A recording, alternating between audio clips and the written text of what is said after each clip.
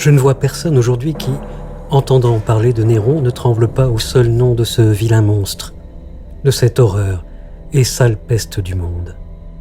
Toutefois, après la mort aussi vile que sa vie de cet incendiaire, de ce bourreau, de cette bête sauvage, le noble peuple romain en eut un tel déplaisir, se rappelant de ses jeux et de ses festins, qu'il fut sur le point d'emporter le deuil. C'est du moins ce qu'en a écrit Tacite, excellent auteur et des plus fiables. Et on ne trouvera pas ça étrange vu ce que ce même peuple avait fait à la mort de Jules César, lui qui avait donné congé aux lois et à la liberté, et personnage en qui je ne vois rien qui vaille.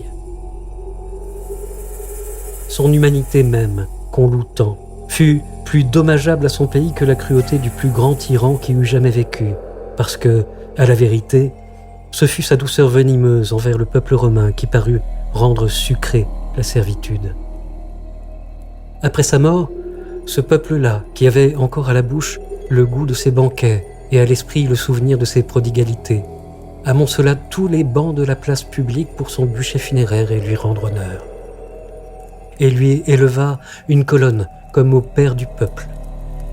Le chapiteau portait cette inscription. Tout mort qu'il était, ils lui firent plus d'honneur qu'il n'aurait dû en faire à un homme du monde, et d'abord à ceux qui l'avaient tué. Les empereurs romains n'oublièrent pas de prendre communément le titre de tribun du peuple, tant parce que cet office était tenu pour saint et sacré, et qu'il était établi aussi pour la défense et la protection du peuple. Et, sous couvert de cet état, ils s'assuraient par ce moyen que le peuple se fierait mieux à eux, comme s'il lui suffisait d'entendre ce nom sans avoir besoin d'en ressentir les effets. Les gens d'aujourd'hui ne font pas beaucoup mieux.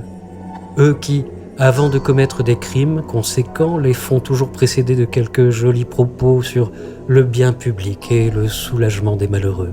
Toi, tu connais bien les formules dont ils pourraient user assez finement. Mais, la plupart du temps, peut-on parler de finesse là où il y a tant d'impudence ? Les rois d'Assyrie et après eux les rois Mèdes paraissaient en public le plus tard qu'ils pouvaient, pour faire supposer à la populace qu'ils étaient en quelque sorte plus qu'hommes, et laisser cette rêverie aux gens qui ont facilement l'imagination des choses qu'ils ne peuvent juger de vue. Ainsi, tant de nations qui furent longtemps dans cet empire assyrien, par ce mystère s'habituèrent à servir, et servirent d'autant plus volontiers qu'ils ne savaient pas qui était leur maître, ou à grand-peine qu'ils en avaient un, de telle sorte qu'ils craignaient tous un être que personne n'avait jamais vu. Les premiers rois d'Égypte ne se montraient guère sans porter tantôt un chat, tantôt une branche, tantôt du feu sur la tête.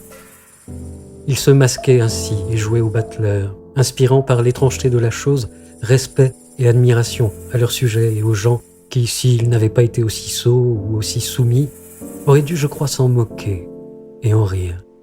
Il est vraiment lamentable de découvrir combien de choses les tyrans du temps passé tiraient profit pour fonder leur tyrannie, de combien de petits moyens ils se servaient, trouvant toujours un petit peuple si bien disposé à leur égard qu'ils n'avaient qu'à tendre un filet pour le prendre. Ils l'ont toujours trompé à si bon marché qu'ils ne l'ont jamais mieux asservi que lorsqu'ils s'en moquaient le plus.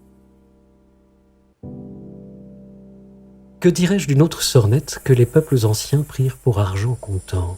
Ils crurent fermement que le gros orteil de Pyrrhus, roi des pires, faisait des miracles et guérissait les maladies de la rate.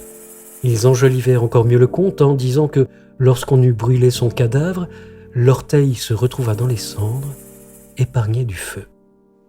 La sottise du peuple a toujours ainsi fabriqué ses mensonges pour après mieux les croire. Beaucoup de gens ont écrit ces mensonges, mais on voit aisément qu'ils les ont amassés des ragots de la ville et des bavardages vains de la populace.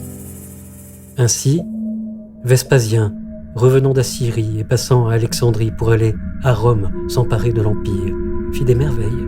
Il redressa les boiteux, il rendit la vue aux aveugles, et plein d'autres belles choses qui ne pouvaient être crues, à mon avis, que par de plus aveugles que ceux qu'il guérissait.